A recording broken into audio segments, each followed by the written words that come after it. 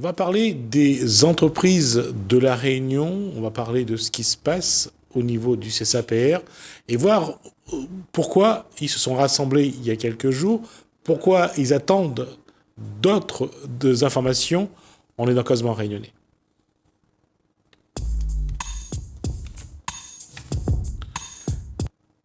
Bonsoir, Jean-François Maillot, président du CSAPR. Bonsoir. La question c'est, qu'est-ce qui s'est passé il y a quelques jours ? Il y a quelques jours, on s'est rassemblés suite à un premier passage, un commandement de payer d'un huissier, donc une saisie d'attribution. Donc j'ai accompagné, le CSAPR a accompagné une entreprise chez cet huissier justement pour retirer l'acte. Et il s'avère ce jour-là, dans l'avis de passage de l'huissier, il n'y avait pas tous les documents, puisque le montant ne correspondait pas justement aux documents qu'il a reçus.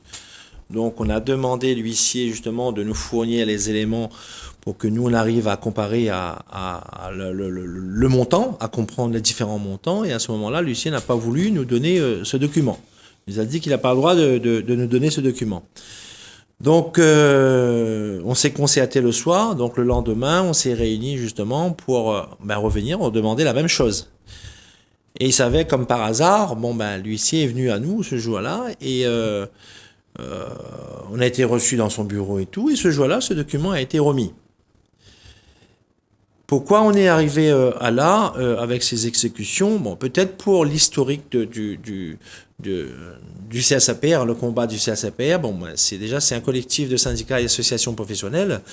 Au départ, on avait bien sûr on est contre les injustices, on avait le souci des caisses d'une façon générale. Je ne parlerai pas uniquement du RSI, mais les organismes d'une façon générale, RSI, Carpinco, CGSS, CARMF, etc. On a demandé à ces organismes de nous fournir les documents qui leur donnent qualité à agir. Ça, c'était le premier problème. Et le deuxième, c'est que on demandait à ces organismes, nous, la liberté de s'assurer librement, conformément à une directive qui a été entreposée dans le droit français depuis 1994. Et il s'avère aujourd'hui, personne ne veut rien entendre, donc on continue les procès. Et comme on sait bien que on a l'habitude de jouer sur la peur, justement, pour faire changer les gens d'avis. Et là, pendant le Covid, ils ont mis un nouveau décret en place, version, comme ils disent bien dans le document, version en vigueur à partir du 3 février 2021, c'est-à-dire tout jugement, que ce soit au niveau du tribunal judiciaire ou à la cour d'appel, sont devenus exécutoires, d'office. Ça veut dire quoi ? Ça veut dire que l'huissier aujourd'hui, une entreprise individuelle qui reçoit un jugement de la cour d'appel ou du tribunal judiciaire, donc la caisse peut mandater un huissier et venir bloquer ses comptes. Pour une entreprise individuelle, c'est dramatique, puisqu'il y a confusion de patrimoine, donc ça veut dire que tous les comptes, même les comptes monsieur et madame, peuvent être bloqués, et aussi les PEL. Ce qu'on a vu la semaine dernière, les PEL ont été aussi bloqués. Donc ça veut dire quoi ? Ça veut dire que l'entreprise ne peut plus fonctionner. Il ne peut même plus acheter à manger et nourrir sa famille. Donc, encore moins payer ses salariés pour que ses salariés aussi continuent à vivre normalement. Il ne pourra plus payer ses échéances, quelles que soient les échéances, maison ou voiture, ou ni IDF, ni CIS. Voilà. Donc, la position en tant qu'entreprise individuelle aujourd'hui, c'est vrai que c'est catastrophique. C'est vrai que ce n'est pas un bon statut. On peut comprendre. Mais arriver aujourd'hui au point de dire que il faut, par tous les moyens, on arrive à faire rentrer les gens dans les rangs. Donc, on va commencer par les plus petits, par les plus faibles, leur bloquer tous les comptes. Qu'est-ce qui se passe aujourd'hui ? Ils bloquent tous les comptes. Si la personne doit 20 000 euros, malheureusement, il n'y a pas ces 20 000 euros sur ce compte. Donc, ce qu'ils fera, eux, ils vont déjà prendre ce qu'il y a sur le compte, en laissant les 500 et quelques euros. C'est-à-dire, d'un seul coup, on devient RSA.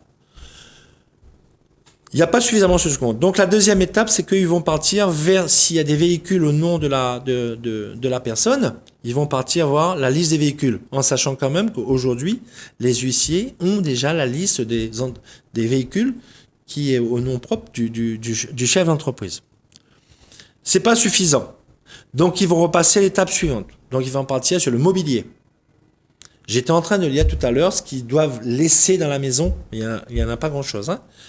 Enfin, il reste pas grand-chose. Donc, si c'est pas suffisant, ils vont vérifier, contrôler si vous n'êtes pas associé quelque part dans une société pour justement venir récupérer des parts, que ce soit société, enfin, on dit toute société, SCI ou SAR, la société. Donc, ils vont partir jusque prendre des parts dans la société. À ce jour, par rapport au combat qu'on mène depuis bientôt une dizaine d'années, aucun moment, au tribunal, on a pu nous fournir un document attestant que le RSI a qualité à agir. Jamais. Aujourd'hui, suite à un passage il y a à peu près 2 ans, dans une plaidoirie au tribunal, le rapporteur public disait: le RSI a été immatriculé en 2016, décembre 2016. À partir de là, on a mandaté un huissier pour partir en préfecture pour récupérer ce document. Puisque c'était la préfecture qui était censée de publier ce document, de mettre l'organisation du RSI à La Réunion. L'huissier est parti en préfecture. Ils ont trouvé un arrêté de RSI, mais qui n'a pas été signé, qui n'a pas été publié. On a le compte rendu de l'huissier aujourd'hui. À côté de cela, nous, on a anticipé parce qu'on est parti à la cour administrative d'appel de Bordeaux. Ça fait environ, je crois que ça doit faire à peu près 2 ans. On devait rendre un jugement. Le dossier était censé être clôturé le 20 novembre 2020. À la dernière minute, on reçoit un mail pour dire que le dossier sera clôturé le 5 février 2021. J'ai reçu un autre mail la semaine dernière en disant que ça a été encore repoussé. Le dossier va être clôturé le 21 avril 2021. Bon, on se pose la question, à qui en profite le crime? Puisque, on a bien vu, si c'était en notre défaveur, je pense qu'on aurait publié les conclusions immédiatement. Donc, quelque part, aujourd'hui, ça veut dire qu'on a raison de toutes les démarches qu'on a pu faire. Sauf qu'on est en train encore essayer d'inventer des choses, trouver des choses, justement, pour rendre défavorable cette décision. Et là, on est arrivé à un stade de la procédure. C'est vrai que les gens commencent à avoir peur, et c'est normal. Mais comme je dis toujours, la peur n'évite pas le danger. Donc, à un moment donné, on est une force, c'est-à-dire le chef d'entreprise. On représente quand même un certain nombre, que ce soit au niveau de la Réunion ou de la métropole. Le seul moyen de se faire entendre, c'est de mobiliser. Se mobiliser, justement, pour se faire entendre, puisque on n'a jamais dit qu'on ne voulait pas payer du RSI, notre cotisation maladie ou retraite ou quoi que ce soit, mais le payer, mais à juste prix.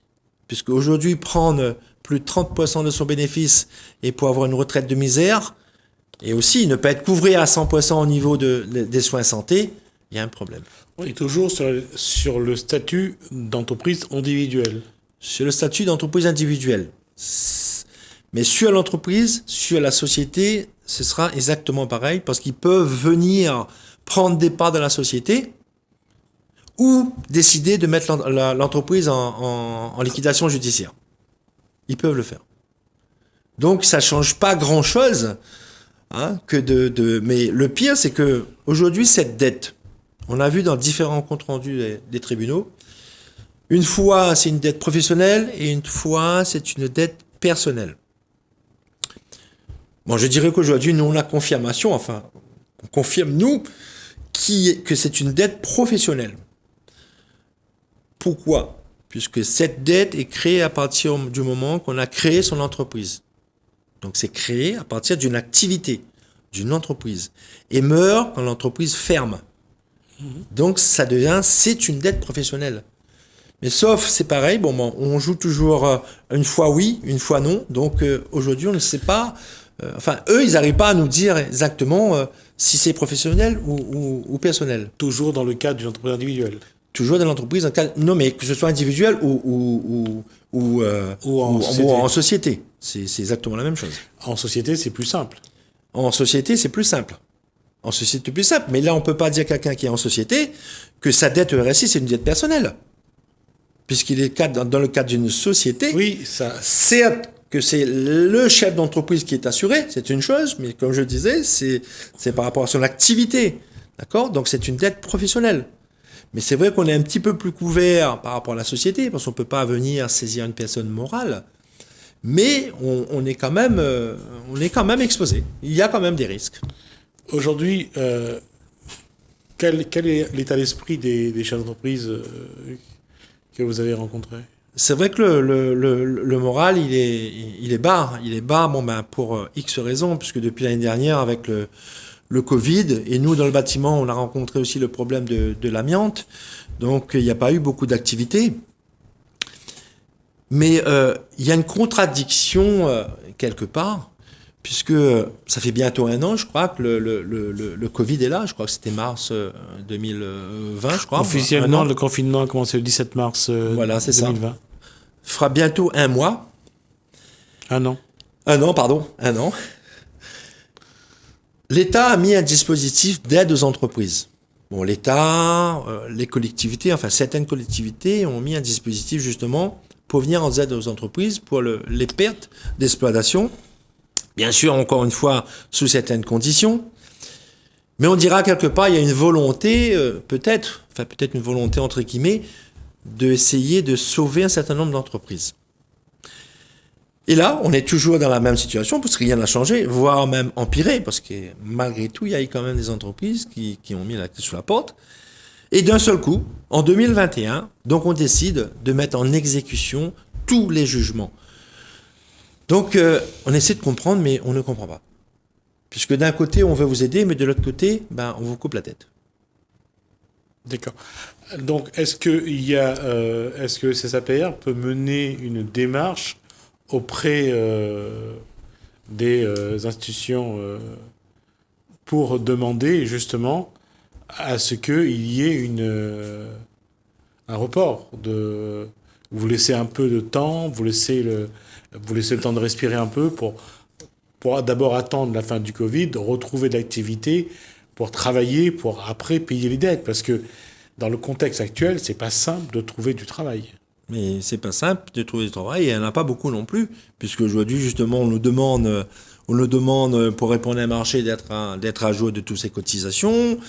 Donc voilà, donc ça bloque. Mais bien sûr qu'on a réfléchi, parce qu'il faut trouver une solution. Le contexte est très difficile. L'organisme concerné aujourd'hui, le créancier, c'est la sécurité sociale. Il n'y en a pas d'autre, c'est la sécurité sociale. Donc, on est en train de travailler sur je dirais, une sortie de crise. De crise, puisque on veut bien qu'à un moment donné, qu'on nous dit qu'il faut payer, la loi elle est comme ça, en dehors que jusqu'à maintenant on n'a pas encore justifié l'existence de ces organismes. On est en train de dire que le Covid est là, l'activité, il n'y a plus d'activité. Donc nous aujourd'hui, ce qu'on souhaite le faire, c'est en cours, je pense que d'ici la semaine prochaine, on va rencontrer ces organismes justement pour leur demander déjà un peu comme ça a été fait pendant l'année dernière jusqu'au 31/12/2020, l'arrêt des poursuites pendant la phase du Covid, là, pendant la crise sanitaire, l'état d'urgence. Donc, on demandera la même chose justement aujourd'hui, la suspension de ces poursuites. Et bien sûr, on va argumenter, puisqu'il y a beaucoup de choses à dire. Et peut-être aussi leur demander aujourd'hui de dire oui qu'on est d'accord de payer, mais pas sur ces bases qui existent actuellement. Alors, comment ça va se faire? Est-ce qu'il va y avoir un médiateur? Est-ce que le CSAPR va s'organiser pour aller rencontrer toutes ces institutions? Bien sûr, non, on va s'organiser, on se fera accompagner par un avocat ou peut-être un huissier aussi, puisque parfois ça peut rendre service pour valider cette démarche, bien sûr, mais ce qu'on souhaite le faire, nous, pour sensibiliser les pouvoirs publics, les entreprises aussi, c'est de le faire sous forme de rendez-vous, d'accord, et de partir aux rencontres de ces organismes, et bien sûr être accompagné avec le maximum d'entreprises. Parce que là aussi, il y a un souci face aux problèmes qui s'accumulent pour les entreprises. Souvent, le chef d'entreprise perd un peu confiance, perd son envie et a plus envie de se refermer sur lui-même et de s'enfermer chez lui plutôt que d'aller au combat. Parce que quand on regarde, le marché est presque inexistant, le contexte est difficile. Comment garder, avoir confiance, avoir de l'espoir, de se dire, il faut repartir, surtout après une année Covid, comment repartir là? Et en plus, si en face, les institutions vous étranglent, c'est pas... Mais je pense que la première motivation, c'est déjà de dire qu'il faut qu'il nourrisse sa famille déjà. Mhm. Il faut qu'il continue déjà, lui, à vivre normalement, à payer ses dettes. C'est être en dehors de dire, si j'ai 10 salariés, je garderai les 10 salariés. Mais écoutez, j'ai licencié les 10 salariés, je ferai ce que je peux faire pendant le mois, mais au moins je garde une activité et surtout pouvoir continuer à nourrir sa famille. À ce niveau-là, Jean-François Baillot, qu'est-ce que peut faire le CSAPR pour accompagner, pour essayer d'aider, pour maintenir, je dirais, de la confiance, maintenir un peu d'énergie, la force d'y croire, de continuer. Est-ce qu'il y a un travail à faire à ce niveau-là? Ah, mais bien sûr, mais par rapport à toutes les procédures qu'on a pu... on a quand même gagné beaucoup de procédures, et il y en a encore en cours. Je dirais juste un mot concernant l'attestation de vigilance que nous, on a demandé, puisqu'on avait le droit par rapport à l'article L243-15 du Code de la Sécurité sociale. La cassation a validé notre demande. Certes, ça revient vers la cour d'appel. Donc déjà là, on a déjà gagné. Aujourd'hui, il y a encore des procès en attente. Et bien sûr que nous, on y croit fort, puisque c'est pas nous qui avons décidé les différents articles de loi et comment devait être constitué le RSI à cette époque. Donc oui, bien sûr, il y a toujours espoir. Et on garde espoir, et il faut qu'on garde espoir. Alors, comment vous allez mener d'abord sensibiliser, mobiliser, et après surtout faire en sorte que ça soit une équipe qui, non pas va se battre contre l'institution, mais au moins défendre vos entreprises?